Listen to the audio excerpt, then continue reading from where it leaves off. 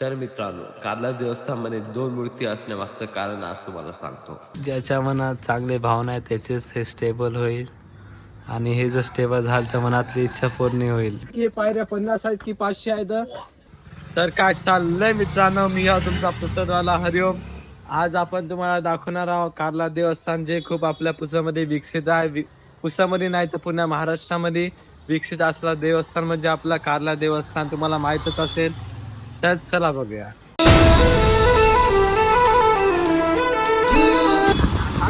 पाहिजे का दम है तो अरे गाणं ऐकलं नाही काय?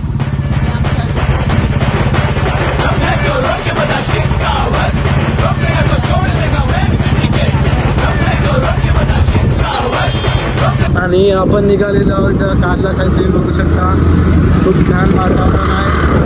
मस्त ऊन पण नाही, थंडी पण नाही, सावली पण नाही, काय आहे ते मला समजत नाही. आणि खूप दिवस झाले आपल्या कार्ल्याची पण रील्स टाकलेली नाही आपण. आता कार्ल्याची पण रील्स येणार आहे, तुम्ही बघू शकता.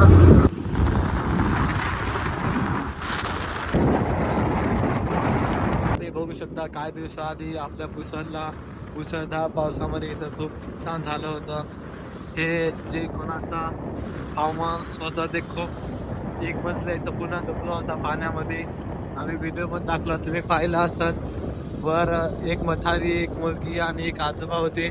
आम्ही त्यांना वाचवलं होतं. तर क्या रम्य आपल्या पण आता कांद्याला पोहोचत आहोत. ओम नमः शिवाय, ओम नमः शिवाय.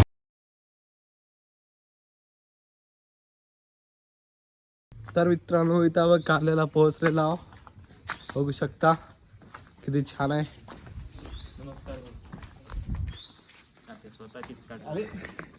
किसने तू करता. ज्याच्या मनात चांगले भावना आहे त्याचेच हे स्टेबल होईल आणि हे जर स्टेबल झालं तर मनातली इच्छा पूर्ण होईल. आम्हाला नाही वाटत की अशा पोरांच्यानं हे स्टेबल होईल आणि मधात ड्रिंक बनेल. तुम्हाला इंस्टाग्रामच्या रीलमध्ये पूर्ण कार्ला देवस्थान खूप चांगल्या प्रकारे बघायला मिळणार आहे. मित्रांनो, अर्धा घंटा असून यांच्या मनात एकच विचार चालू आहे की हे पायऱ्या 50 आहेत की 500 आहेत. हे कन्फ्युज आहे यांच्या मनामध्ये, काय समजत नाहीये. तर जाताना आपण मोजू पावऱ्या किती आहेत म्हणून. भाऊ नाश्ता उद्या ना. नाश्ता अभि आताच तर बोलीवर गेलं तर पिझ्झा खाऊ घातली नाही का तुम्हाला?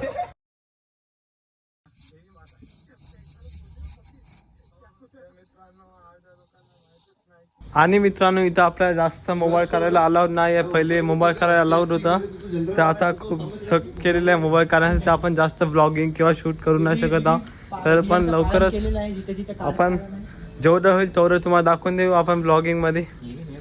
मी मोबाईल काढला आणि तुम्ही मोबाईल काढू नका. मी तुम्हाला देवस्थान दाखवण्यासाठी मोबाईल काढलेला आहे. बघू शकता तुम्ही, खूप छान आहे. आता मोजत आहे पुण्या पायऱ्या किती आहेत ते. मित्रांनो, हे मला सोडून जात आहे.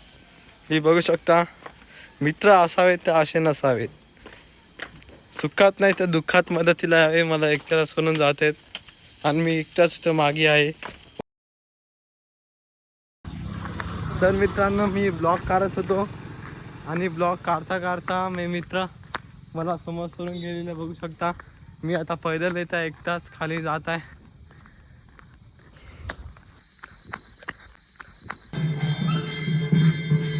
तर मित्रांनो, कार्ला देवस्थानमध्ये दोन मूर्ती असण्यामागचं कारण आज तुम्हाला सांगतो.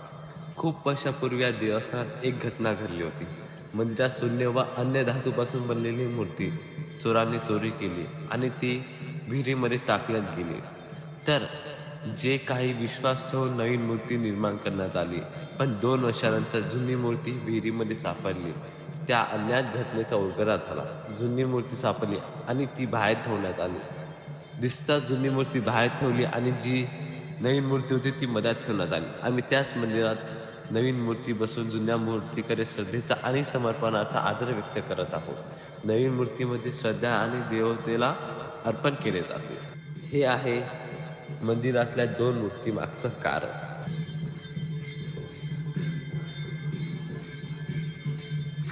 तुम्हाला जर अजून असे आमचे ब्लॉग बघायचे असेल तर आम्हाला सबस्क्राईब करून, लाईक करून, शेअर करून आम्हाला सपोर्ट करा.